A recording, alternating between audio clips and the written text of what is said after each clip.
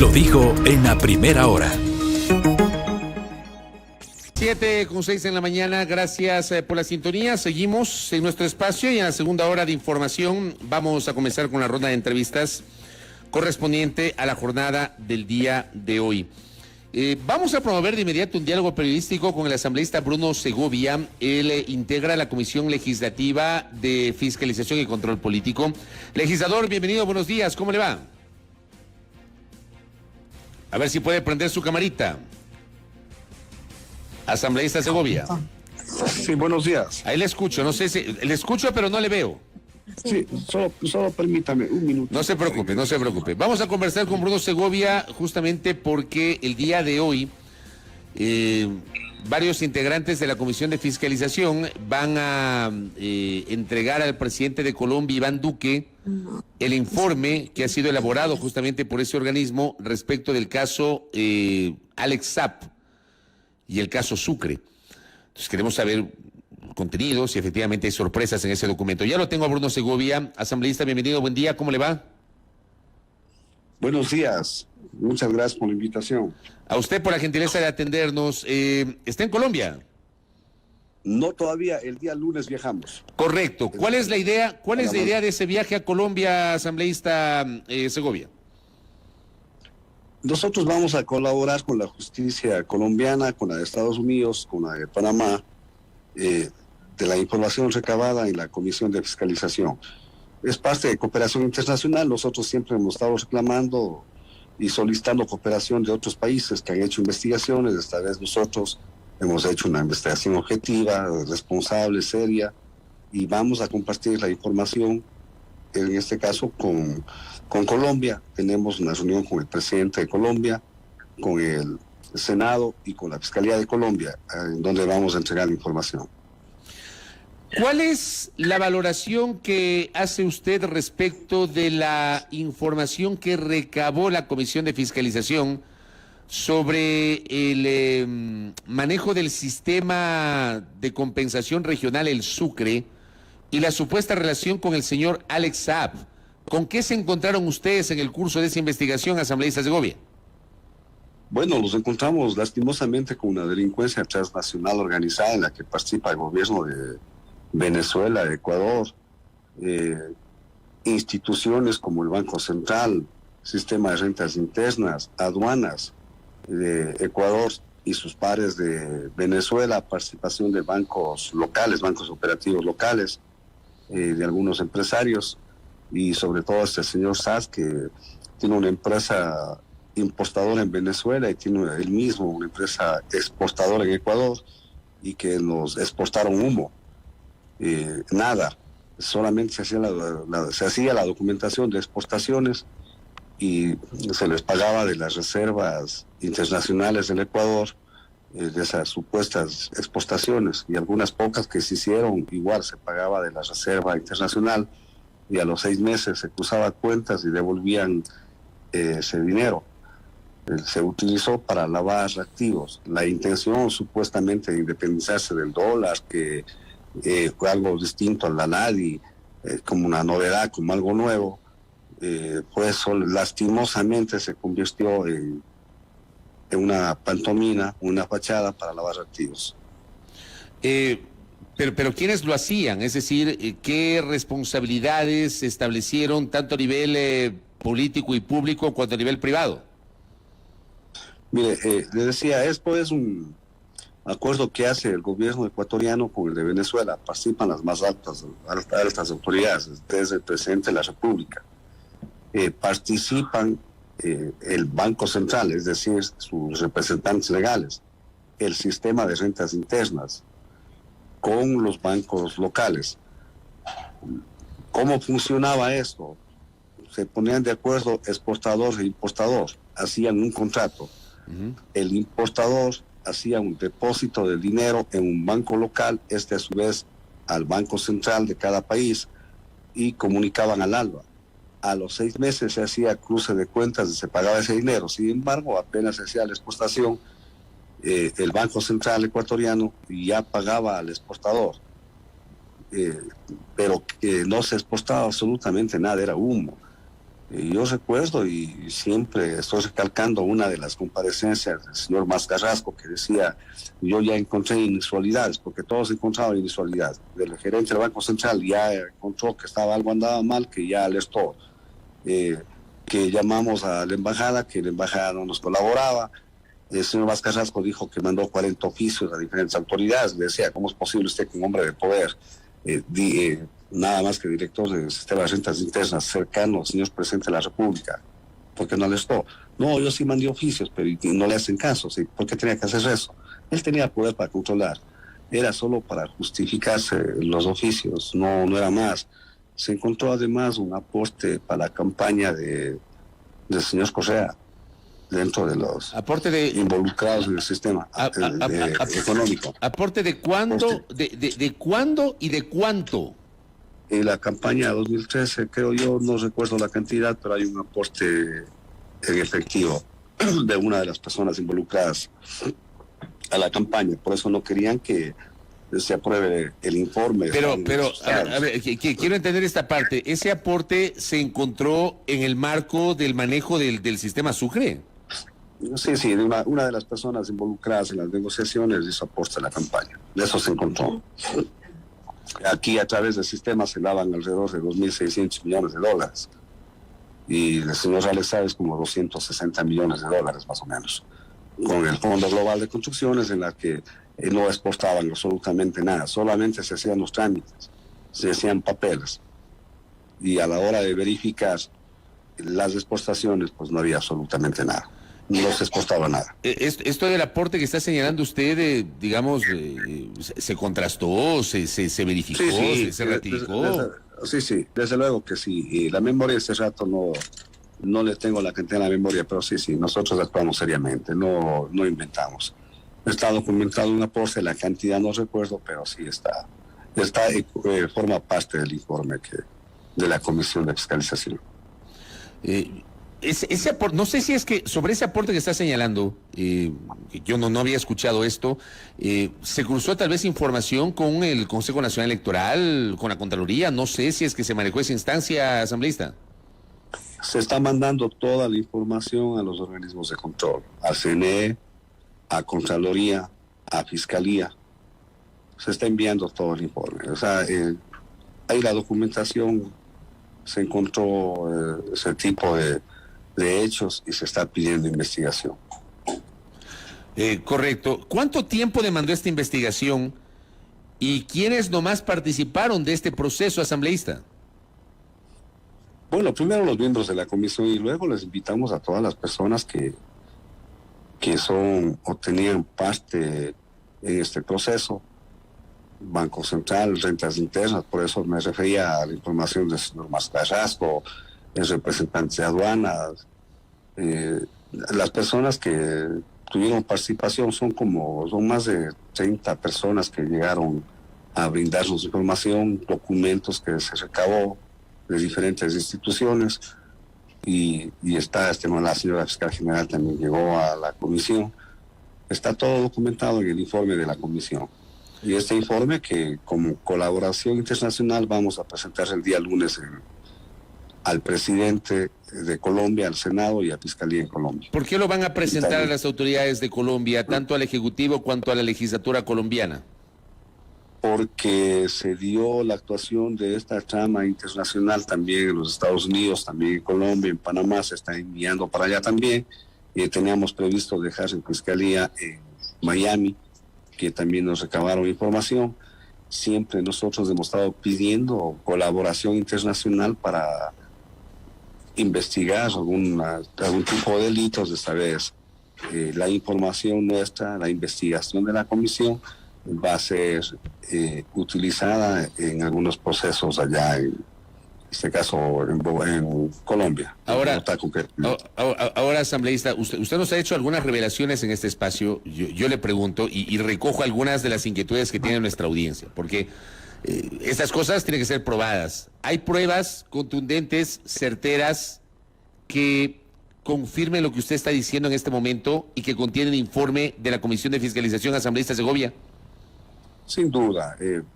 Y ya el establecer responsabilidades o sanciones, eso le corresponde a los organismos concretamente a Fiscalía y a los jueces y los organismos de control.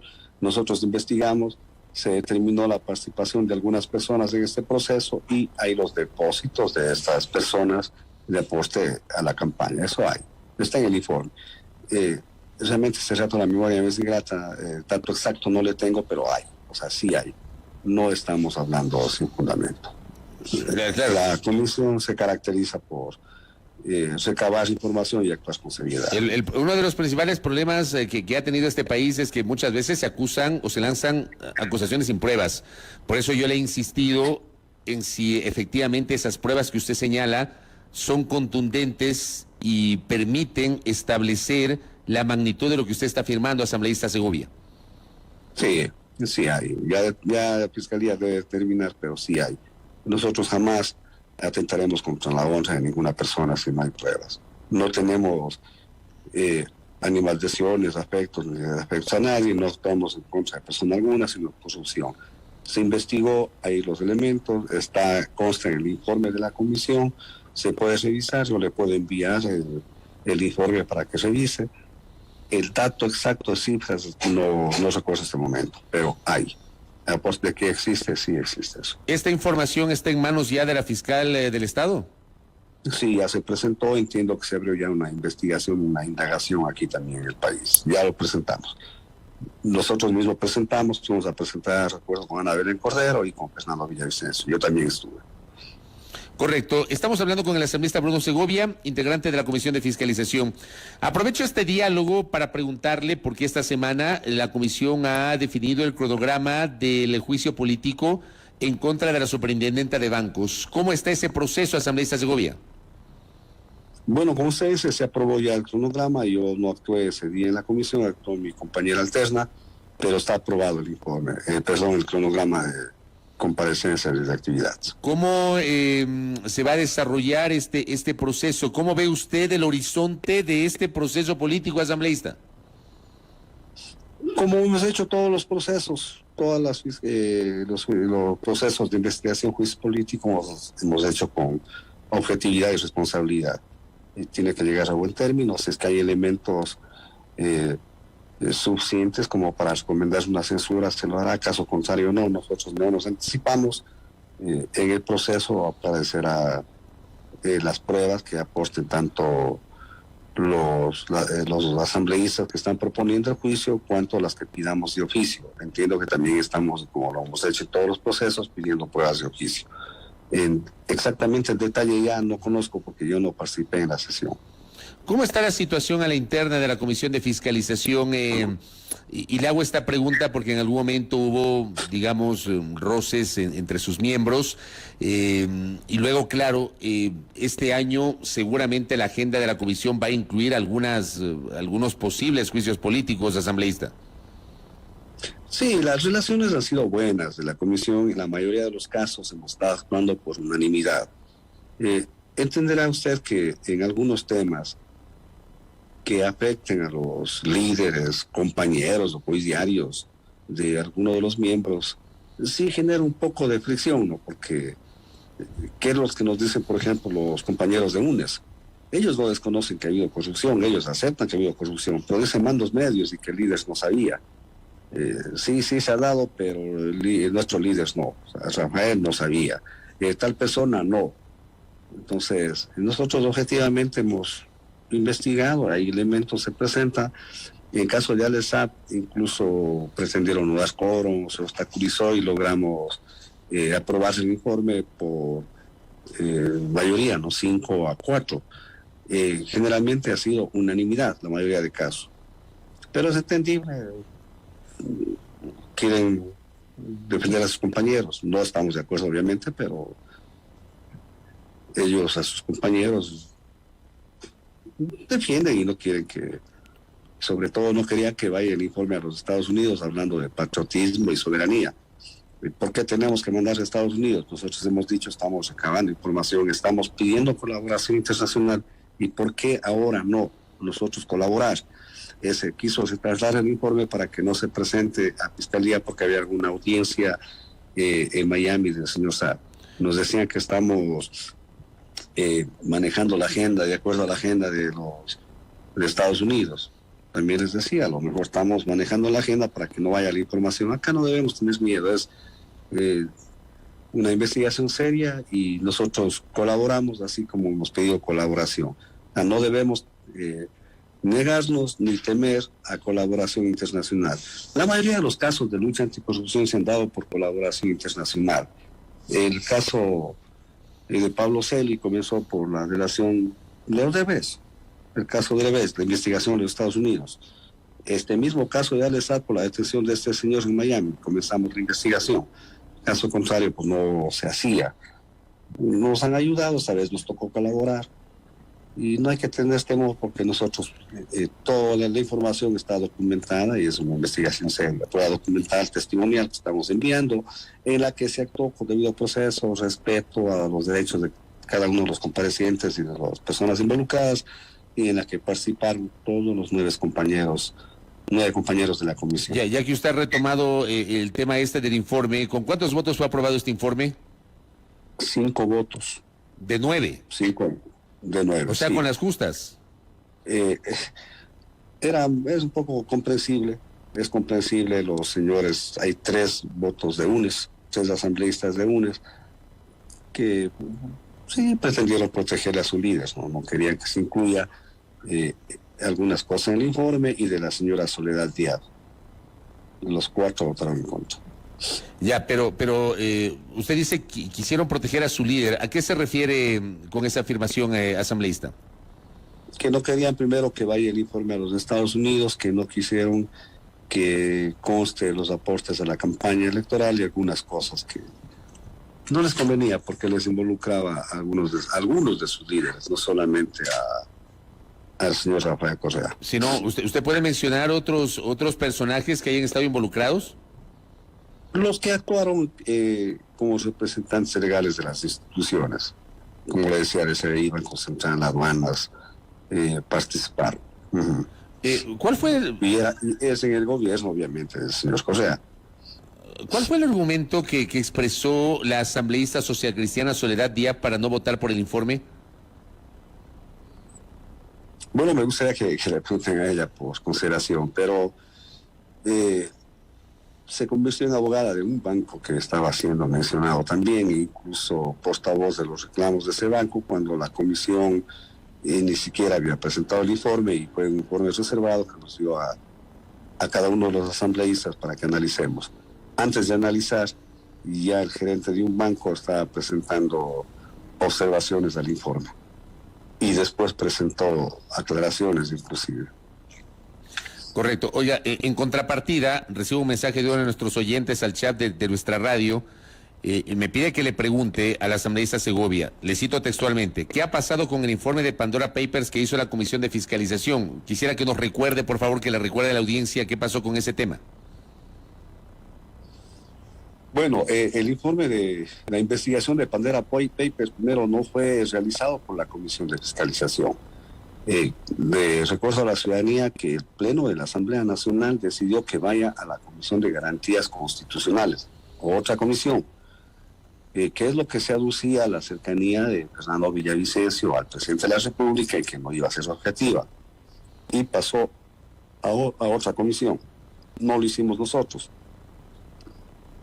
Ahí se hizo una investigación y ya sabemos lo que sucedió. Obviamente no se recopiló las pruebas y no hubo la colaboración de parte del presidente de la República, ni siquiera, y tampoco de los organismos de control. Se pidió a la Intendencia de Bancos, al Banco Central, lo que conozco, a Contraloría. No colaboraron, más bien, curiosamente, apareció un informe de Contraloría eximiéndole de todo tipo de responsabilidad al señor Guillermo Lazo, contraviniendo expresamente lo que dice la ley. Yo fui claro en una intervención, la ley orgánica para la aplicación de la consulta popular se establecía en el artículo 4, en el inciso 4 del numeral 2 del mencionado artículo, que si la cónyuge o quien vive en unión de hecho con el obligado tiene bienes, se presume que son de él, mientras no se demuestre de que no haya sido la transferencia de bienes para evadir la ley. Eso no se hizo. O sea, hay una presunción legal que los bienes en paraísos fiscales son del señor Lazo. O sea, nadie discute de que tenía dinero en paraísos fiscales, transfiere para ser candidato, pero transfiere a la cónyuge. Y eso, mientras no se demuestre lo contrario, presunción legal, es del mismo señor Lazo, estaba impedido para ser candidato. Lo que no había es causal de censura, tenía que actuar Contraloría y Fiscalía. Es lo que hicimos con Yacu Pérez, fuimos a Fiscalía y presentamos una denuncia. Eso actuamos. Ya, como actuó el resto de la Asamblea, ya sabemos.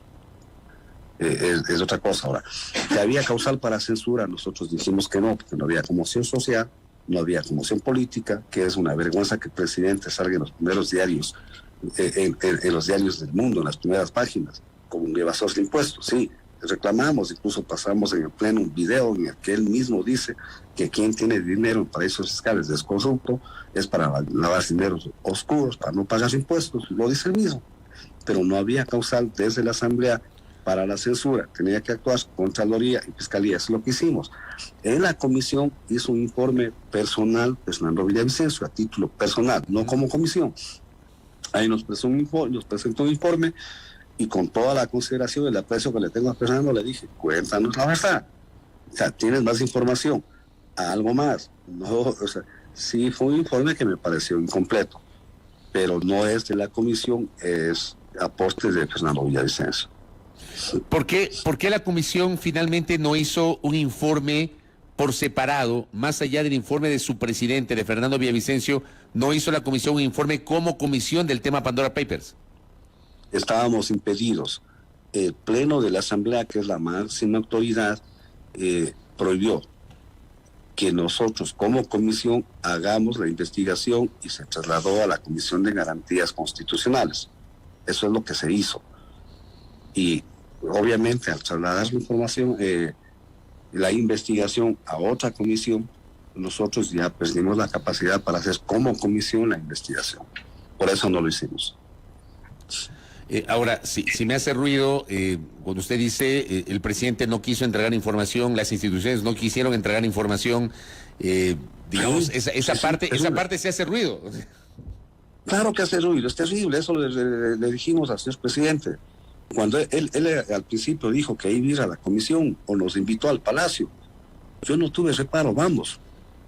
Yo no tuve ningún reparo, a mí no me interesa en dónde, a mí me interesa la información. Yo quería que nos diga cuánto dinero sacó del país, si transfirió a nombre de quién están, si pagó impuestos, no pagó impuestos.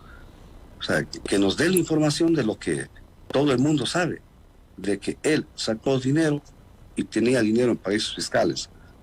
Ahora, los organismos de control tampoco, a pretexto de a veces los bancos, a pretexto del sigilo bancario, a pretexto de reservas, a pesar que el presidente de la República ha dicho que sus cuentas y la información están a disposición de todo el mundo, que investigue.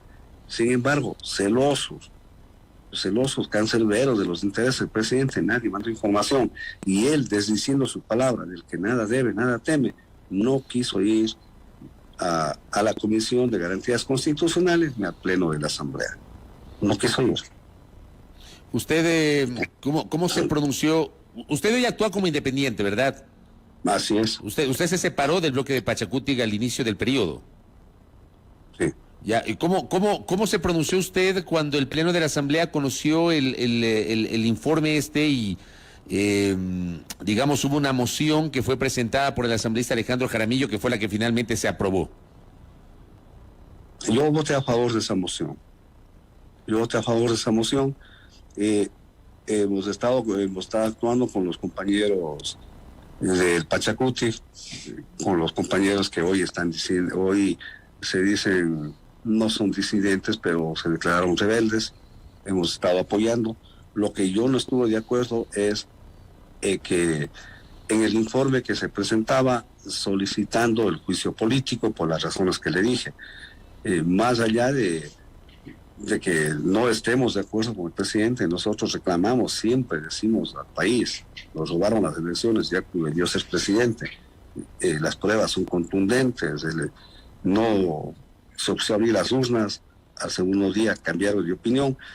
El señor Verde Soto, asesor presidencial actual, fue miembro del Consejo Electoral que impidió que se abran las urnas, pero sin embargo nosotros no podemos por resentimientos votar por algo que no vemos viable legalmente. En mi intervención en el Pleno de la Asamblea fui claro. Yo estoy de acuerdo, el presidente tiene que responder ante el país. Esto es ético, no está bien lo que él hizo. Incluso proyecté el video en el que él dice que quien tiene dinero en paraísos fiscales es un corrupto. O sea, es un presidente que está inmerso en corrupción, sin duda, palabras del mismo. Pero ¿era causal para destitución? Yo pensaba que no. O sea, tampoco podemos forzar las cosas. Es cuestionable, no es ético, no será moral, desde luego. Que era lo correcto y lo legal es que actúe Fiscalía y que actúe Contraloría. Ahora, Contraloría queriendo quedarse en el puesto, hace una resolución sin revisar ni siquiera la ley, sin analizar todos los documentos y justo el mismo día que se iba a tratar el tema. Ahora, Contraloría se supone que se actuó porque el Contralor sacó un informe a través del cual advirtió que el presidente no incumplió con el denominado pacto ético, asambleísta Segovia. Le decía hace un momento, y permítame volver a repetir, la ley de pacto ético es clarísima, artículo 4, numeral 2, inciso 4. El que si la cónyuge o la persona que vive en unión de hecho con el obligado tiene bienes en paraísos fiscales, se presume que son del obligado. En este caso se probó. El mismo presidente dice, transfirió las acciones a la cónyuge. Tienen paraísos fiscales acciones. Es decir, presunción legal, dice la ley, no nosotros, es del señor presidente. Mientras no se demuestre lo contrario, no se demostró, no se pidió información, podía desvirtuarse eso el presidente yendo a la Asamblea o dando información a la Contraloría. No se hizo. Un Contralor acucioso, en tiempos récords, sin analizar documentos, sin revisar la ley, simplemente dice que no tiene responsabilidad. Esa es una actitud apresurada y irresponsable del Contralor, que entiendo que está llamado a juicio político. Están llamándole a juicio político al Contralor. ¿Ese juicio político todavía no llega a la comisión? No, están pidiendo respaldo de firmas, de lo que entiendo, creo que está presentado ya en el caso. A la comisión no llega todavía. Correcto. Asambleísta Segovia, le agradezco por estos minutos para hablar justamente del tema Sucre Alexap y también del tema Pandora Papers, que fue parte justamente de este diálogo dentro del trabajo de la Comisión de Fiscalización. Muy amable, asambleísta. Muchísimas gracias a usted. Gracias. A Bruno Segovia, integrante de la Comisión Legislativa de Fiscalización y Control Político. Le hemos preguntado de los dos temas, del tema SAP, por el cual el día lunes van a presentar, entiendo que el presidente de la Comisión de Fiscalización, Fernando Villavicencio, la vicepresidenta Ana Belén Cordero y el asambleísta Segovia se van a desplazar a Bogotá, Colombia, para entregar al presidente de ese país, Iván Duque, y a la legislatura de Colombia el documento que salió de la Comisión de Fiscalización. Ha hecho algunos comentarios sobre el contenido del informe, habrá que ver cómo se lo procesa acá en el Ecuador, en el curso de la indagación previa que, de lo que se conoce, ya abrió la Fiscalía General del Estado sobre este tema. Y por otra parte, claro, el tema de Pandora Papers, que prácticamente fue sepultado en la Asamblea Nacional, lo ha reconocido, más allá de las críticas que el propio asambleísta Segovia ha formulado sobre la manera como se manejó justamente este tema. Primera plana. Todas las noticias, todas las voces.